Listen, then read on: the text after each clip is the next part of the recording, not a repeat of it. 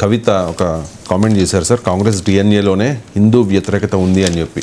కాంగ్రెస్ అంటేనే మోసం, మభ్యపెట్టడం, సనాతన ధర్మాన్ని అవమానించడంపై రాహుల్ ఇప్పటివరకు స్పందించలేదు అని చెప్పి. సో ఇండియా కూటమిలో ఉన్న డిఎంకే నేతలు పదే పదే ఇటువంటి కామెంట్స్ చేస్తూ ఉన్నా కూడా రాహుల్ స్పందించరు ఏంటి అని. హిజాబ్ విషయంలో కూడా రాహుల్ స్పందించలేదు అని చెప్పి. ఇప్పుడు హిజాబ్ విషయంలో కాంగ్రెస్ స్పందించలేదంటే అర్థం లేని పని. అంటే అధికారంలోకి వచ్చాక వాళ్ళు ఇంకా ఏమి చేయడం లేదన్న విమర్శ. అంటే ఇండియా కూటమి అది కాంగ్రెస్ పార్టీ కాదు. ఒక 26 పార్టీలు ఒక కూటమిలో చేరినప్పుడు మిత్రపక్షాల వైఖరే కాంగ్రెస్ పార్టీ వైఖరిగా ఉండాలని లేదు. కాంగ్రెస్ పార్టీ డిఎంకే నాయకుడు ఉదయనిధి స్టాలిన్ చేసిన వ్యాఖ్యలతో క్లియర్గా డిమార్కెట్ చేసుకుంది. అది కాంగ్రెస్ పార్టీ జాతీయ, ఈవెన్ ప్రియాంక ఖర్గే లాంటి వాళ్ళు చేసిన వ్యాఖ్యలతో కూడా కాంగ్రెస్ జాతీయ నాయకత్వం డిమార్కెట్ చేసుకుంది.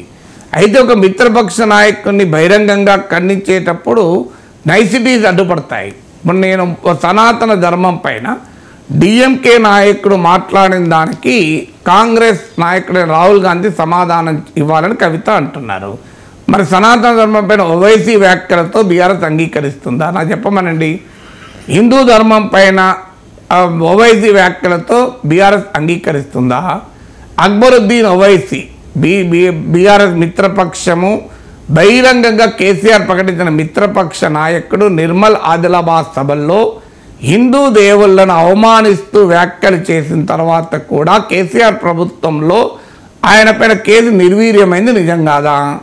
ఇప్పుడు హిందూ దేవుళ్లను అవమానించేలా నిర్మల్ ఆదిలాబాద్లో మాట్లాడిన అక్బరుద్దీన్ ఓవైసీని బీఆర్ఎస్ అధికారంలో ఉండగానే తప్పించింది కదా. దీనికి ఆన్సర్ చెప్పమని మొదలు కవితను.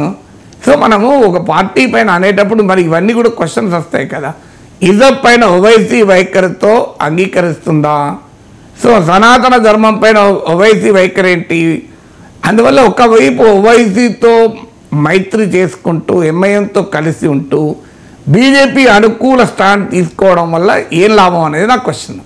ఇప్పుడు చాలా క్లియర్గా కవిత మాటల్లో ఏం కనబడుతోంది? బీజేపీ నాయకురాలుగా మాట్లాడిన తీరు కనబడుతోంది.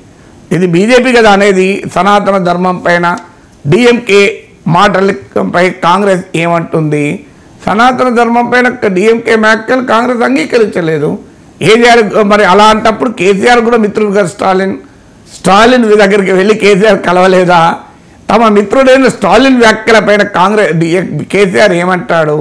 పోనీ ఇప్పటి వరకు సనాతన ధర్మం పైన కేసీఆర్ మాట్లాడిండా? నాకు చెప్పండి.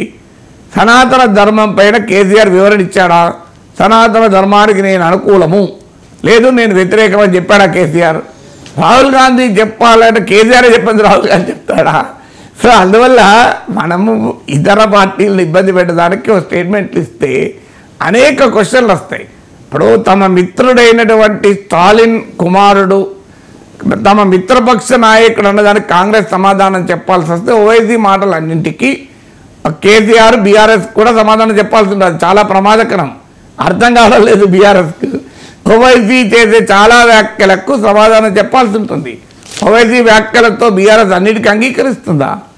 ఓవైసీ ఎంఐఎం స్టాండ్తో బీఆర్ఎస్ అన్నిటికీ అంగీకరిస్తే ఖచ్చితంగా డిఎంకే మాటలకు ఇంకా అందరి మాటలకు కూడా కాంగ్రెస్ కూడా సమాధానం చెప్పాల్సి ఉంటుంది.